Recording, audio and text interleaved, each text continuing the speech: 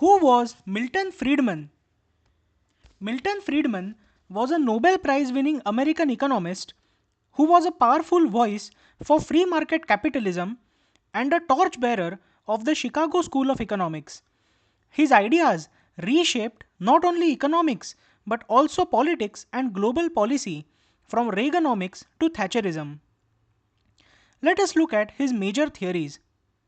What were the major theories and ideas of Milton Friedman, one of the greatest economists in the 20th century? His first theory is monetarism. Imagine an orchestra where the economy is the music and money is the conductor's baton. Friedman argued that money supply, not government spending, was the key driver of economic activity and inflation.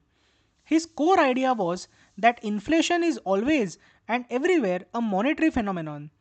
He said that if too much money is printed, inflation rises, and if the money supply shrinks, economies shrink. So he suggested a policy where the government should increase the money supply at a fixed predictable rate each year, no dramatic changes and no panic moves. His next theory is the permanent income hypothesis, the psychology of spending. Imagine that you win a lottery today. Do you spend all of it or save most of it? Friedman said that most people base their spending not on what they earn today but on what they expect to earn over their lifetime. The core idea is that people smooth their consumption over time based on their permanent income.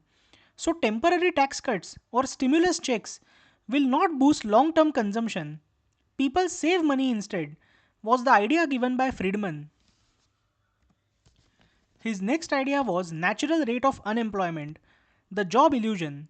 Friedman warned against chasing the fantasy of zero unemployment. Zero unemployment, according to him, is not possible. Every economy, according to him, has a natural rate of unemployment, the lowest it can go without triggering inflation. If governments try to lower unemployment below this natural rate using too much stimulus, inflation will spiral and jobs will not last. This formed the basis of the non-accelerating inflation rate of unemployment concept. Friedman also harshly criticized the policies of John Maynard Keynes. He challenged the prevailing Keynesian idea that governments should frequently intervene to manage demand. He believed that government intervention distorts markets, fiscal policy is slow and often mistimed, and markets are self correcting if left alone. This critique became the intellectual weapon of neoliberalism in the 1980s.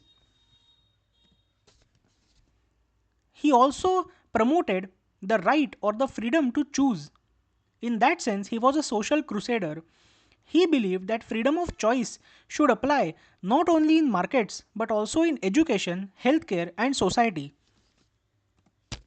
He proposed school vouchers where parents get government funds to send kids to private schools. He also proposed minimal government role in healthcare and pensions. His book Free to Choose became a bestseller and a popular TV series, bringing his ideas into living rooms worldwide. However, Friedman has also faced criticism.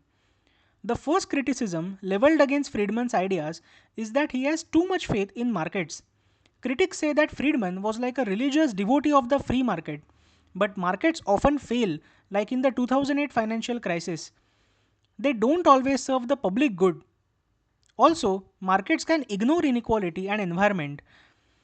Also, Friedman misread human behavior according to some experts. Friedman's models assume that people are rational calculators of income and prices, but psychology shows that people are impulsive, they suffer from biases, and they don't always behave in line with the economic man concept. The permanent income hypothesis proposed by Friedman may not necessarily work. In times of uncertainty or recession, people might spend the stimulus money even if it's temporary, contradicting his theory. Also, Friedman neglected inequality and social welfare. He often brushed aside concerns about poverty, inequality, and social justice, trusting markets to fix it. But markets often widen those gaps, and not everybody starts the race at the same place. The monetarism idea proposed by Friedman has seen real world failures. In the 70s and 80s, central banks tried Friedman's money supply targeting, but it was hard to measure and control money supply. The relationship between money and inflation was not stable, and eventually, most of the central banks abandoned monetarism. The legacy of Milton Friedman is that he was a complex genius. Milton Friedman changed the game. He brought freedom, individual choice, and market forces to the center of economic thought. But his theories also left behind a legacy of deregulation, weakened public services, and rising inequality, especially in developing countries that followed his advice blindly. Thank you so much for listening.